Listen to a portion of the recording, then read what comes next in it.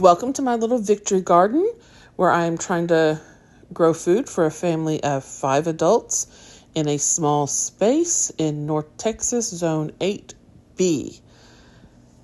Today, I harvested 2 potato plants. They were new potatoes, Yukon Gold. You can see the blank spot where they're at. And, well, I've got some garlic here that doesn't need to be here. I'm going to have to figure out someplace else to put that.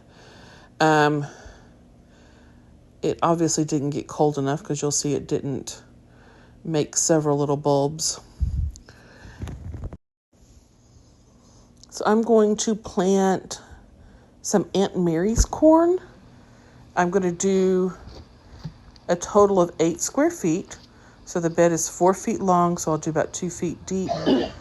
I'm getting conflicting information on if I should have 3 or 4 ears of corn plants per square foot, so I'm just going to go with 4, with the understanding that I know they're probably going to be smaller ears of corn, but I probably will have a better chance at germination.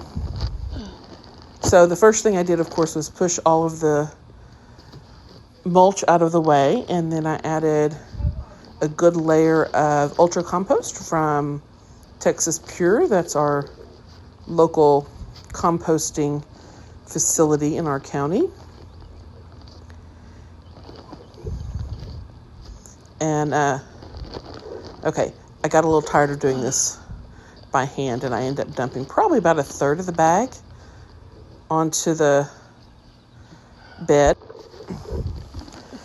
So my intention here is to plant the corn, some asparagus beans, and some butterfly pea. The asparagus beans are also sometimes called yard-long beans. I've got green ones this year. I did like a red or a purple one in years past, which were very easy to see.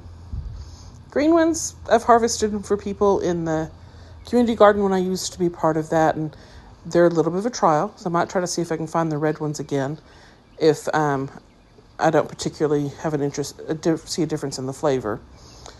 But I have Aunt Mary's corn. I'm doing 8 square feet, so this is a 4x2 space here. I'm using this little grid thing to help me determine where to plant them. And what I'm doing is poking the 4 holes for the corn. I've gotten conflicting information if it should be 4 or 3 per square foot, but with the 4, I understand I'll probably have smaller ears, but better pollination. So that's what we're going with. I also put like 3 holes along the bottom to put the butterfly pea. It didn't germinate last year. It might not this year because the others I've tried planting this year have not. But I've used them all up, and I can go with a different vendor next year. After I put the corn in, I picked up the thing, put holes next to where the corn was, and that's where I put the yard-long beans or asparagus bean seeds. Now, my camera's about to go out because it's very warm out there, and I was not aware that this happened until after the fact. And yeah, sorry about that.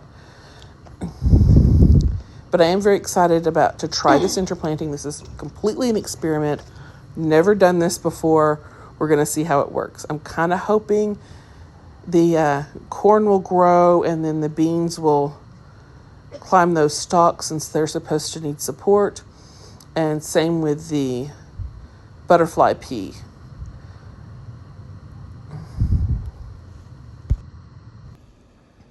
But this is what it looked like after I was done. I've got 2 sweet potato plants in there amongst the corn and beans and